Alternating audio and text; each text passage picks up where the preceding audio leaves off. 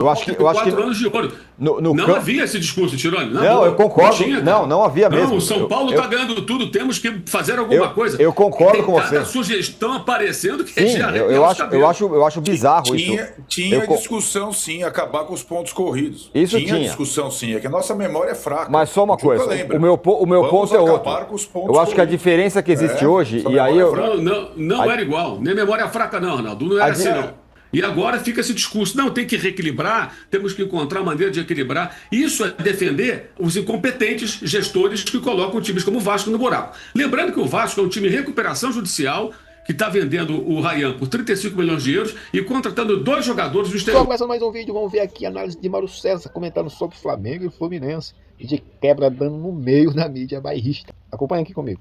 O Flamengo acho que vai repetir mais ou menos o time de quarta, né? Acho que bem parecido. Na quarta-feira, titulares, de fato, do Flamengo eram o Rossi, o Léo Pereira, o Pulga e o Carrascal. Os outros todos são, em geral, são reservas. Né? Todos eles. E um deles é da base, que é o Daniel Salles, jogou na lateral esquerda. Eu imagino que ele vai repetir mais ou menos esse time, algo próximo disso, deixando o que seria a força máxima, né, para o jogo de quarta-feira, que eu imagino. Mas não tem essa informação, né? Acho que nem o Felipe ainda decidiu o que ele vai fazer exatamente, né? Ele deve estar pensando no que fazer, até porque os resultados de ontem não ajudaram muito o Flamengo, né?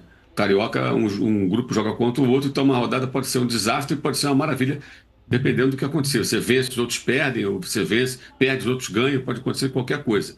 Eu acho que também ali na quarta-feira foram 2 finalizações do Vasco, né? Uma não entrou na estatística por impedimento marcado, mas eu acho até que não estava, que foi bola na trave, e a outra é essa do GB, em que ele perdeu o gol. Depois, 32 arremates do Flamengo. Eu acho que também entra muito aí, além da eficiência do Flamengo, o trabalho muito fraco do Fernando Diniz nesse jogo, né? A maneira como o Vasco jogou mal, como o técnico preparou mal sua equipe, o Vasco foi muito mal mesmo. Isso acho que amplificou um pouco aí isso que se viu em campo. E aí tem muita gente que não entende. Viu, o time correu. Cara, o time vai correr.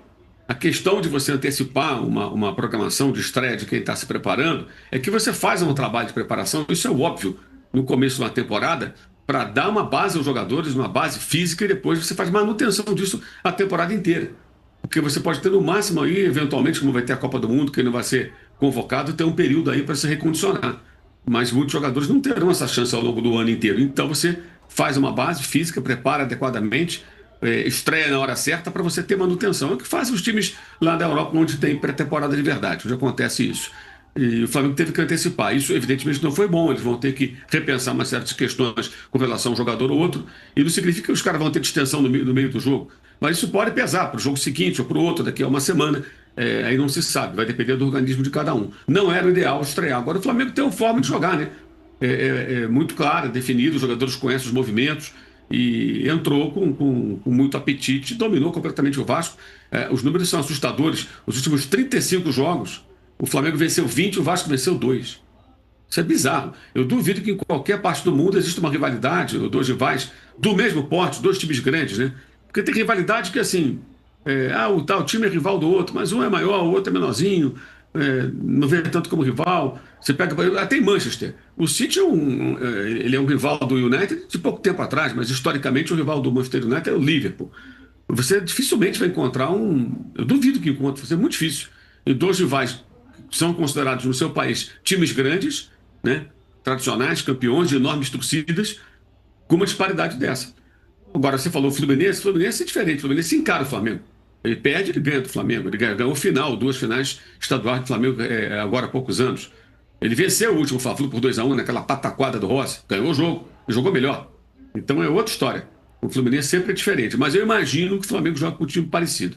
Eu tenho ficado espantado um pouco, Tino, com algumas sugestões estapafúrdias que nascem a partir desse imaginário domínio do Flamengo, que você repete toda hora. Que ele, na verdade, não existe. O Flamengo ganhou os 2 campeonatos ano passado, mais importantes, mas ele não ganhava o Brasileiro há alguns anos, ele não ganha a Libertadores todo ano. Não é assim. Ele faz fases de grupo da Libertadores ruins, corre risco de rebaixamento. O Flamengo pode ser que venha a ser dominante, não sei se vai ser, mas ele não é tão dominante assim como você fala. Tá? Ele está numa fase muito boa, ele pode até conseguir chegar nesse patamar, mas não chegou. Mas o que me espanta é que surge uma preocupação com relação a esse possível domínio. E essa preocupação, em outros momentos de domínio de outras equipes, de outros clubes, ela não existia. Ela não existia. nos tempos do domínio do São Paulo, do Corinthians, do Palmeiras, da Parmalat, por exemplo, não existia.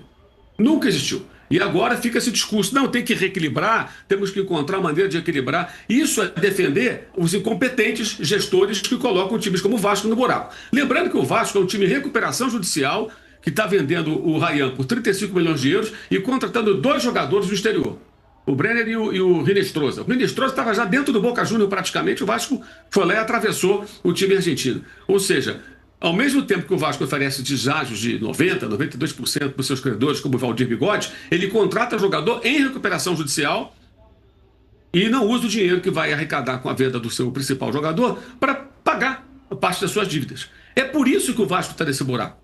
E é por isso que o Flamengo amassa o Vasco. A explicação está fora do campo, vem lá de fora do campo. Um clube tomou vergonha na cara, passou a ser bem gerido, e passou a ter dinheiro, organização, pagar em dia, não ter o credor batendo na porta cobrando, poder contratar melhores jogadores, e o outro vive nessa roda viva maluca, independentemente de quem está no poder. Sai presidente, entra SAF, entra outro presidente. São 2 ex-presidentes ex-jogadores, o atual e o Roberto no passado. O Roberto não fez uma boa gestão, não foi só o Eurico Miranda. O Eurico Miranda certamente é o principal vilão dessa história do Vasco. Que levou o Vasco para essa situação. Mas outras más gestões aconteceram. Teve ex-médico do clube, várias pessoas passando pela presidência e nenhum deles fez de fato uma grande gestão. Então a explicação dessa disparidade que espanta todo mundo é muito fácil de identificar. Ela vem de fora do campo. A gestão leva ao que acontece dentro do campo. E o Flamengo e o Vasco são antagônicos nesse quesito. Sim, concordo. E para acrescentar, tem o Botafogo, né? Que também tem o Botafogo que surfou agora, e não sei o quê, e agora está devendo todo mundo. É que, assim, o meu ponto sobre o domínio do Flamengo, que, de fato, acho que vai acontecer fatalmente nos próximos anos, aí se não está acontecendo como deveria, é que os outros domínios que você cita, Mauro, eles nunca foram desse jeito.